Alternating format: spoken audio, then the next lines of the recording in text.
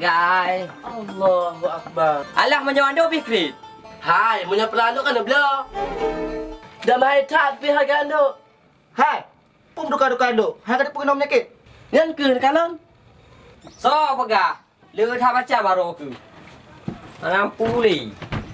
Air yang suci lagi menyucikan ada 7 macam.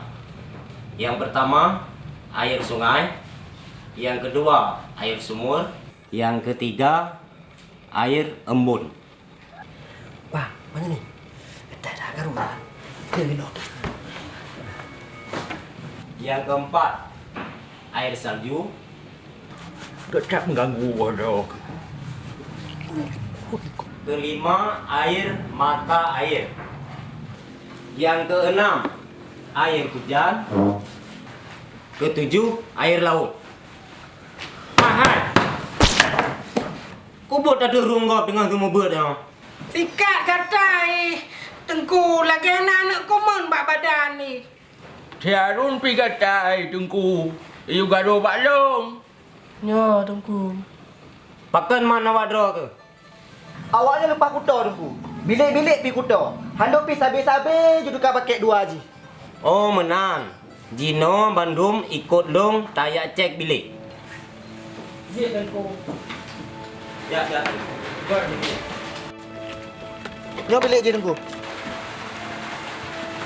Kapalo lagi nyo bilik kuto lagi nyo kulit-kulit kacang si perut dom. Fang iya dituh lagi no mandum. Yang kalon, tengku midi. Ipikirlah daya haji hiyo. Yang pah yang ke kampung dah kirim. Nyan si tukang bak penyakit tu. Nyat tengku jendela. Punya hana lu buka, hana so buka api. Betul tengku. Menyelagi nyawa bilik, maka dia akan pengap hana sirkulasi udara. Awaknya hana mupuam tengku. Hana sirkulasi udara, bepong. Alias le bepongnya, maka nalah sumber penyakit. Iaitu ibadah jamur, meglum. Hek tagaro ke puno tengku. Jino dro ke Bandua, ja pergi bilik.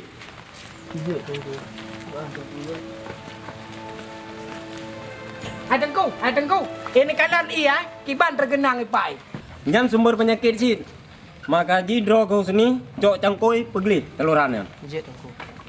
Yang kekalon hai peluk, kaya teman peluk ka peluk inan. Yang kededang kaya bedah jamak inan, ceh hanya jamak. Kan je DBD tit. Yang ke harus dah pergi di peluk. Betul mano, getanya harus terjaga kebersihan. Sesuai lagi kelah hadis, an-nadhafatu minal iman. Kebersihan sebahagian dari iman. Pulom lagi kamu mano. Sini akalan teku, sini kalon. Ja daya kalian.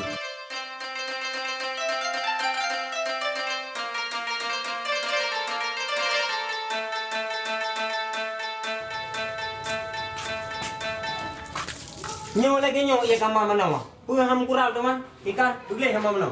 Biar dulu. Tanya aja, kau ya. Enggak dulu.